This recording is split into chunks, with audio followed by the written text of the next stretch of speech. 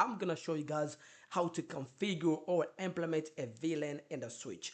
VLAN stands for Virtual Local Area Network. So devices connected to the same VLAN, they should be able to communicate, right?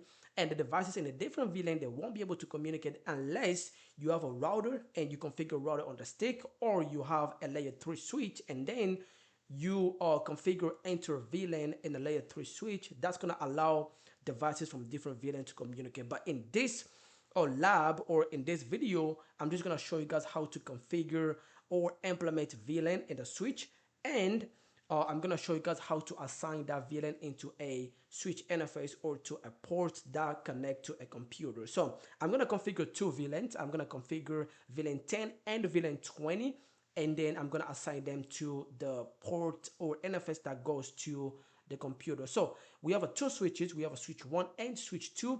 Let's start with switch 1. So from the switch 1, we're going to go to enable. We're going to go to config terminal. And speaking about config terminal, thank you guys for subscribing, liking, and also leaving a comment. I appreciate you guys. So we're going to change the switch name. So we're going to do host name. We're going to name it switch 1. And then from here, we're going to we're going to use this command VLAN 10.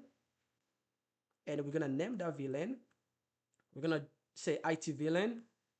And we can also configure the second VLAN, which is VLAN 20. And we're going to name that VLAN as a sales VLAN. Okay.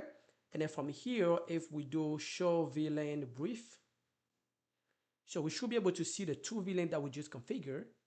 Okay. Easy command to implement VLANs. So now we're going to assign that VLAN into this port, right? Because this port goes to the computer. So we're going to go to config terminal, NFS, and we're going to do switch access mode because it's a single link. We're going to do mode access, enter, and then switch access VLAN 10. So we're going to assign VLAN 10 to that specific interface. Okay.